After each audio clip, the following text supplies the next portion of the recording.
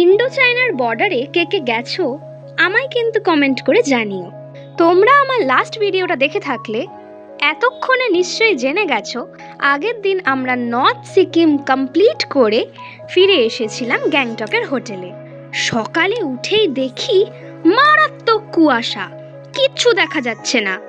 Hey guys, welcome to my new YouTube channel and you are watching me. সকাল 8টার মধ্যেই সময় নষ্ট না করে বেরিয়ে পড়লাম আমাদের আজকের ডেস্টিনেশনে। যেতে যেতে দেখে ফেললাম চিফ মিনিস্টার প্রেম সিং তোমরের বাড়ি।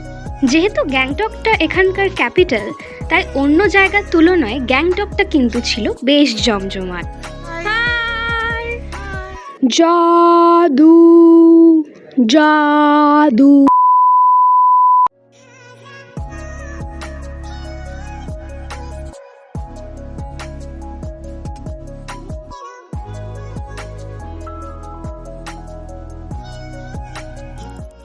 পারমিটের জন্য আমাদের গাড়ি দাঁড় করিয়েছিল একটা জায়গায়। ওই টাইমে আমরা গাড়ি থেকে নেমে একটু হাঁটাহাঁটি করছিলাম। আঙ্কেলের থেকে বড় এন্টারটেইনার আমি সত্যিই দেখিনি। রূপ তেরা আস্তানা, প্যার মেরা দিওয়ানা, ভুল কহি হামসে না হো যায়। পারমিট পাওয়ার সঙ্গে সঙ্গেই আমরা বেরিয়ে পড়েছিলাম আরেক হাই অল্টিটিউডের উদ্দেশ্যে। যে কোনো নর্থ ইস্টের রাস্তায় কিন্তু তোমরা দেখতে পাবে দু রকমের ফ্ল্যাগ। যখন কারোর নামে পুজো দেওয়া হয় তখন তাদের নাম এবং অনেক মন্ত্র মঙ্ক ভাষাতে লিখে এই কালারফুল ফ্ল্যাগগুলি টাঙানো হয়। আর যখন কেউ মারা গিয়ে থাকে তখন সাদা ফ্ল্যাগের ওপরে নাম এবং মন্ত্র লিখে এই ফ্ল্যাগগুলি টাঙানো হয়।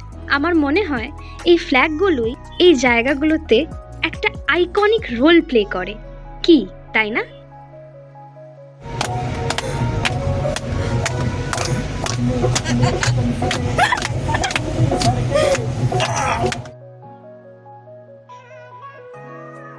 আজকের ফার্স্ট লোকেশনের ব্যাপারে তোমরা অনেকেই শুনে থাকবে। আমাদের আজকে ফার্স্ট লোকেশন নাথুলা। নাথু কথাটার অর্থ লিসনিং ইয়ার্স আর লা অর্থাৎ পাস। গ্যাংটক থেকে 1-1.5 ঘন্টার মধ্যেই আমরা পৌঁছে গেছিলাম নাথুলাতে।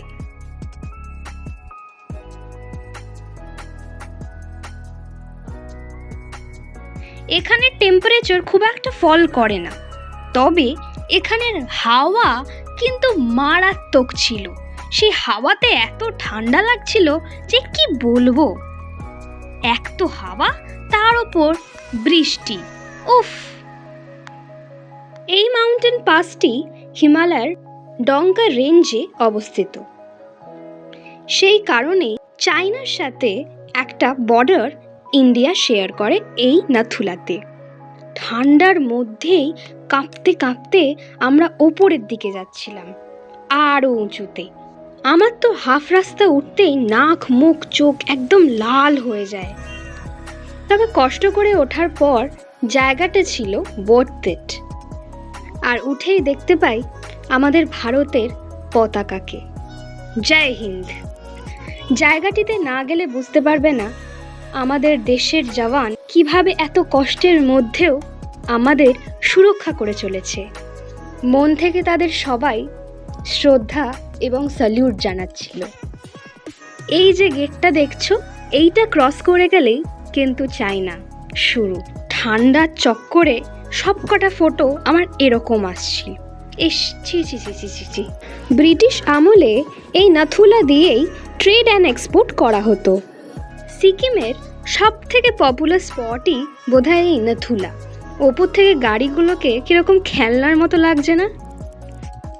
বেশি সময় নষ্ট না করে বেরিয়ে পড়লাম আমাদের নেক্সট লোকেশনে। কিছুক্ষণের মধ্যেই আমরা পৌঁছে গেলাম নিউ বাবা মন্দির।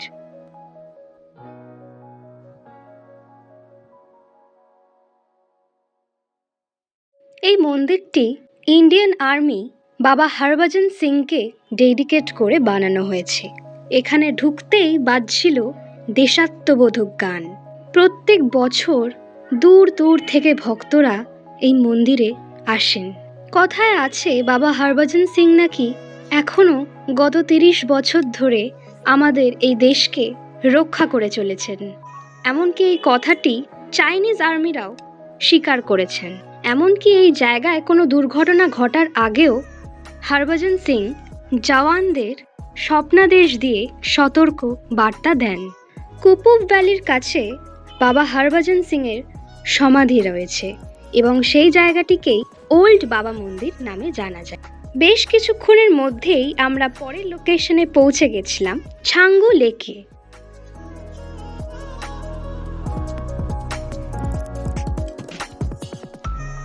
ছাঙ্গু লেককে সমগো লেকও বলা হয়। এই লেকটির এক সাইডে ছিল প্রচুর ইয়াক এবং ইয়াকদেরকে সুন্দর সুন্দর করে সাজিয়ে দারুণ লাগছিল। এই লেকটি ম্যাক্সিমাম টাইম ফ্রোজেন থাকে, তবে এক একটা সিজনে এক একটি কালার হয়ে ওঠে এই লেকে। ছাঙ্গু লেকে আরেকটি আকর্ষণীয় জিনিস হচ্ছিল, ট্যান ট্যান, আমি সেজেছিলাম নেপালি সেজে আমায় কেমন লাগছে তোমরা কিন্তু আমায় কমেন্ট করতে জানাবে। ওখানে সিকিমেরও আউটফিট পাওয়া যাচ্ছিল, তবে আমার মনে হলো নেপালি ড্রেসটা আরও বেশি ব্রাইট অ্যান্ড কালারফুল।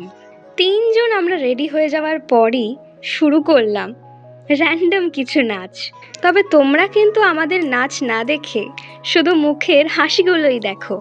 ড্রেসটা পরে এত খুশিতে কোনো স্টেপই আসছিল না। ড্রেসটা পরে মনে হচ্ছিল ফাইনালি সিকিম আসা সার্থক হয়েছে।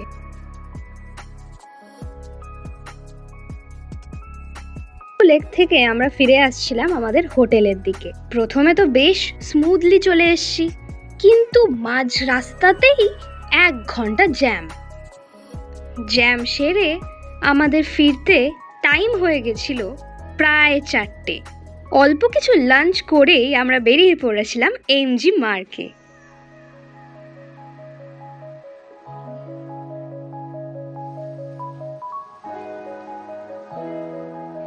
গ্যাংটকের সব থেকে পপুলার মার্কেটের নাম মহাত্মা গান্ধী মার্গ। যত সন্ধে বাড়ছিল তত বাড়ছিল প্রচুর ভিড়, আর এই মার্কেটে পাওয়া যাচ্ছিল খুব কিউট কিউট স্টাফস।